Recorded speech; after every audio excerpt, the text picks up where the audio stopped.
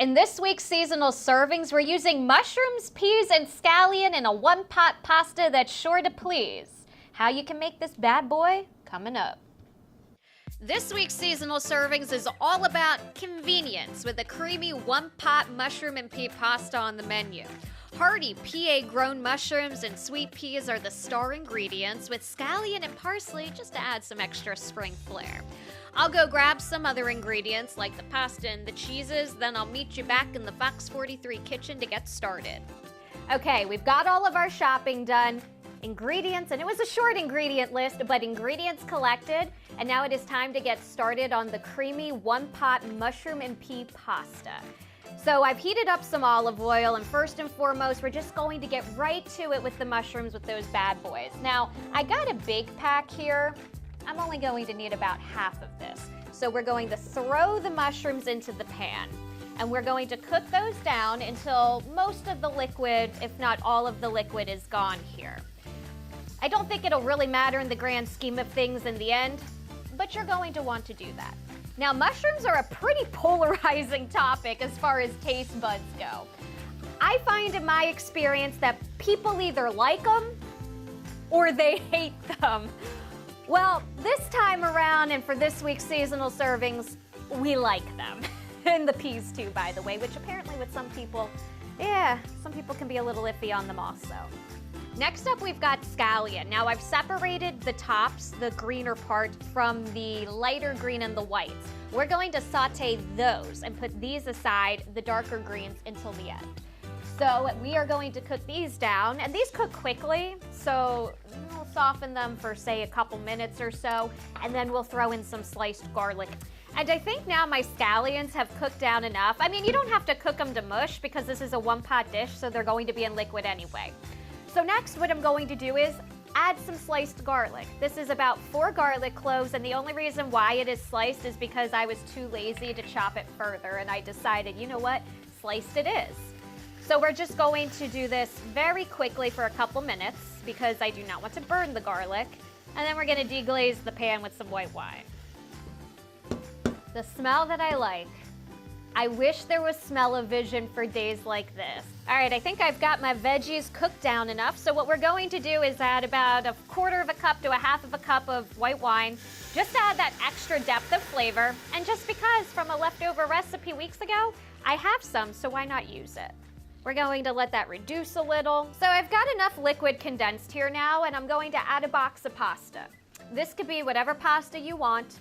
I've decided to do a 1-pound box of rotini, and it is whole wheat rotini, but you could do whatever. I think the semolina flour is important for it to be able to absorb and thicken up, so we're going to make sure that we at least do that. I don't know if a chickpea pasta specifically would work in this instance. And then we're going to add in 3 cups of stock. I chose chicken stock here. I'm going to be adding chicken in at the end anyway, so I feel like this will just enhance the flavors.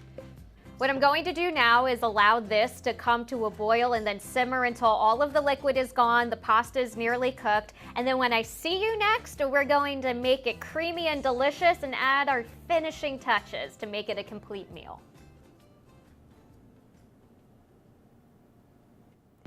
We're back in the Fox 43 kitchen, ready to finish up our one-pot mushroom and pea pasta.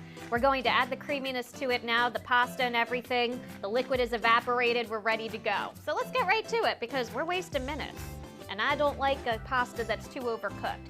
So we've got the cream coated, and we really just want to make sure that it's warmed through. And while we're adding this in, this is a great time, I think, to add our peas. This is just one of your 8 to 10 ounce microwavable bags. Ooh, look how green and bright and beautiful that looks now. And now it's time to add the cheese because, I mean, we love some cheese here at Fox 43, most of us anyway. This is just one of those basic Italian blends that has Parmesan, Provolone, Mozzarella, Romano, and Asiago cheeses.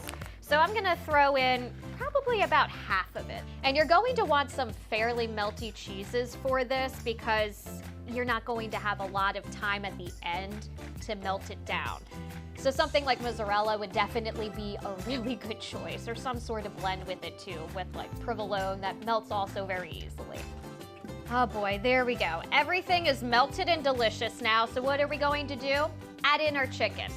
About 2 cups or so of chicken. You can have pre-cooked chicken or a rotisserie chicken to make life easy.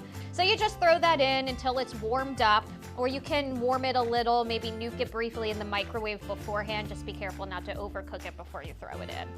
Overcooking meat in the microwave when you're reheating is not fun. Now it's time to add some more green. We'll add a little bit more scallion. I think we can stop there. I don't think we need the whole bunch, especially because the peas help to add some green. This is going to have a lot of green, by the way, because I'm gonna throw in some parsley next. All right, look at that beauty right there, all nice and plated, and there's a little bit more in the pot for, you know, me, because we gotta give this a try here. Scoop some up. And what do I like to do? I like to add more cheese, of course. My favorite, Pecorino Romano, the Locatelli brand specifically. But whatever cheese you like to top things with works also. Everybody has what they like. This is what I like. And guess what? This is what the Fox 43 crew's getting too, just because. The final touches of parsley. Yep. There you go. Little for me, because the veggies are important for this dish, as they always are in any dish. And now, it is time for the bite. I want peas, I want mushroom, I want chicken, I want all of this in my bite. Oh boy. Alrighty.